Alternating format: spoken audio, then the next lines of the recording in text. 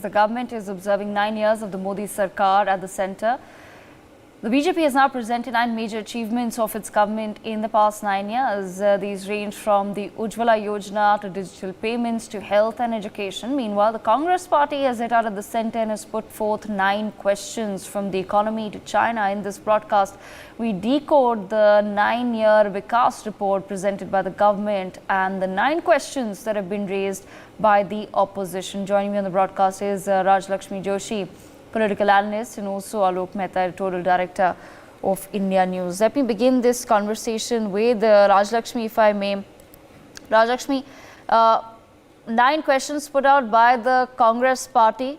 What do you make of some of these issues that have been raised by the Congress party? What do you make of this question and response? Good afternoon, Devika. And yes, the Congress has been asking these questions, but just to start with, I would say that it is very rich of the Congress to ask such questions. They have very, smartly, they have asked some 9 questions for the 9 years. But then the BJP also should turn around and ask them 60 questions for the 60 years that the Congress has been in rule. But I'm sure that the Congress will not be able to answer all those questions. But, now even though the BJP has very pointedly given the responses to all those questions, the Congress has been, as usual, they're saying that the numbers have been fudged, etc., etc. But then let us just take a look at what has actually changed over the years. And in the 9 years, there definitely has been a complete shift, a complete turnaround in a lot of ways. To start with, I would say that this concept of the Jan Dhan account, that I think is a very big game changer, because then what was happening earlier, in the words of the former Prime Minister Rajiv Gandhi ji himself, is that for every rupee that was sanctioned, 85 paise was going to some other middlemen, etc., etc. Only 15 paise was actually reaching the actual beneficiary.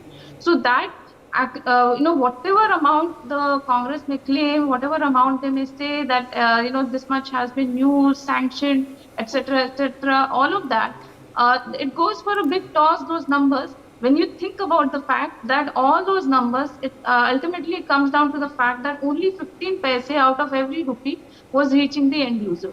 Whereas in the Jan Dhan account, what happens is whatever money has been sanctioned by the central government, it reaches the end user directly. So this thing about this entire shift into this digitalization, this transparency that has come about, has made a big difference, and it was a big lifesaver, especially during the COVID. And I'll come to that later about how the Congress has raised questions about the COVID also. But during the COVID time, just imagine if our underprivileged did not have all these Jan Dhan accounts, if they did not have the digital means of payment, what would have happened to our poor people? So, this section would have been completely bereft of any kind of help, because then it was not possible for people to actually reach out to them physically. So then this thing has actually become a big lifesaver, a big game changer, because the actual amount that has been sanctioned has reached the end user.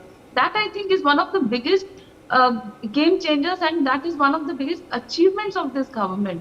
And so, there has been maybe, even in spite of all the numbers that the BJP has said, that this was the inflation during the UPA time and this is the inflation now, etc., etc. Beyond that also, I would say that this Jan Dhan account, and then to add to it, you have this thing about the Mudra loans, where, even the smallest of amounts was given to people. And though some of the Congress leaders, they laughed about it, saying, what can you do in 50,000?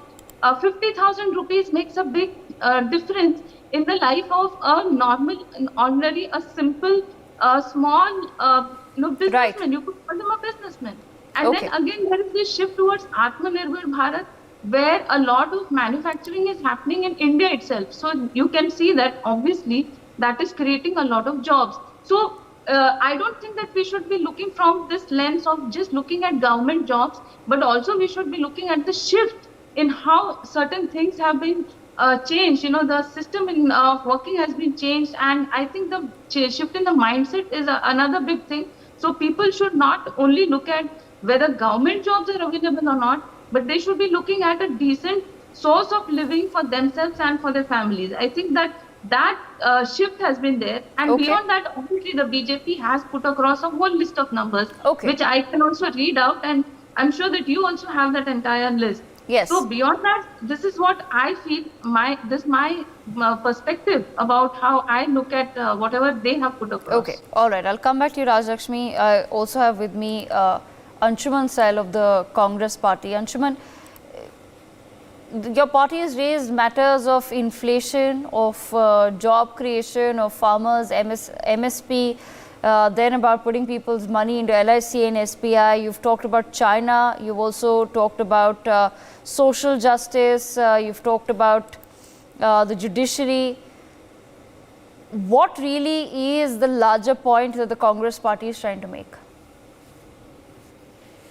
So, if you ask me, how can you describe this Modi government in last 9 years?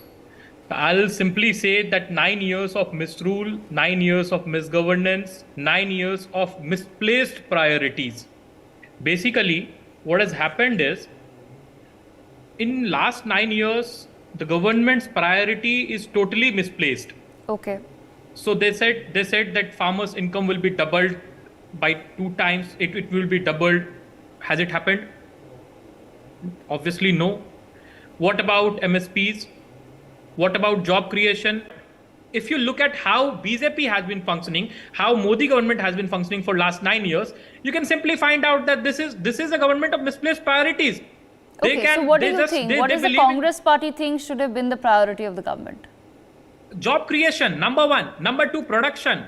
It should not just why do you think that the government is not trying to do that? Because they have their priorities misplaced. This is what I am saying from the first. When you say priorities are misplaced, and the priority should have been job creation. Exactly. Those are very job those creation, are very random inflation. words. Those are very random words to throw around. So I want to distill the matter. These are the facts that we are saying. So after 9 years, you have things like today. Today after 9 years, you have things like Sangol. You have things like we built a parliament. That is why we vote for us in 2024. This is what you are saying. I don't know. The government is not saying we built a parliament. Please vote for us in 2024. The government did not say that. The way they are treating it, the way they are making it a big event, they are showing as if it's a big deal. But Anshuman, why is the building of a new parliament not a big event? Rajalakshmi Joshi, do you think this assessment of the Congress party is fair? Devika, it's extremely unfair how they're just going on making some allegation or the other. They're just picking up objection after the other. They don't want to appreciate anything. Actually, yesterday they should have actually taken ownership of the event. Also, they should have been a part of it. Why are they not a part of it? Why wasn't the President of India, Honorable President of India, a part of it? I did not heckle you. I did not interrupt when you were speaking, even though there were a lot of things for me to say. There were a lot of things where I should have interrupted you. Yeah, where you said a whole lot of things. I could have interrupted you. I did not. So please. Okay, Rajalakshmi, make your point. Make your point. Yes. So, it looks like Mr. Anshuman has not read even one thing about what the BJP has said in response to their questions. Okay, coming to their questions and the jobs, etc., etc. So I will just, for his benefit, I will read that the BJP has said that the average inflation during the UPA regime was 8.7%, while during NDA it is 4.8%. And the party has also said that it has created 6.76 crore jobs in the MSME sector between 2017 to 2023 and lifted over 41 crore people from extreme poverty. And also it has said that the Congress had at that time allocated coal mines to their own friends and relatives, and then while in the NDA, we all know they have instituted a very transparent auction, and then there also have been 11 crore farmers who have benefited from the PM Kisan Yojana, and also under the Congress, the MSP payment for rice was at 3.09 lakh crores, whereas under the NDA, it is at 10.64 lakh crores. and also the farmers' income has increased by over 70% between 2016 to 2023 and has doubled over the 9 years.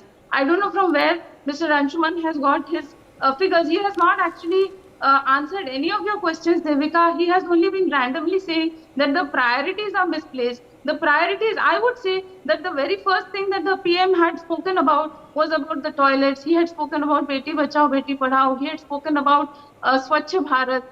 If none of these are the priorities, these things actually was over the last 66 years when PM Modi took over as the PM of India. At that time, just imagine if the Prime Minister has to tell the people that they have to look at, maintain some cleanliness in the country. I think it speaks very poorly of the governments who have come before that. And what kind of a report card does it give about the previous governments? He has spoken about building a toilet. Open defecation free is something that the previous government should have taken up. Okay. Instead of actually putting up and speaking about India as a poor, underprivileged country all the time, why not do something to raise the standards? Now, that's another whole list. Now, do you want me to read it? Or Mr. Absolutely. Anshuman, Okay. do you have that list? As far as the Yes. numbers go, of course, every government will have their own numbers. But we will, of course, try to. This is going to be a very politically charged year, given that there will be elections next year. So, of course, there will be charges and counter charges, and this conversation will continue. I thank both of our panelists for joining us today on this broadcast to at least put across some of the issues that have been raised by both the Congress party and the BJP's response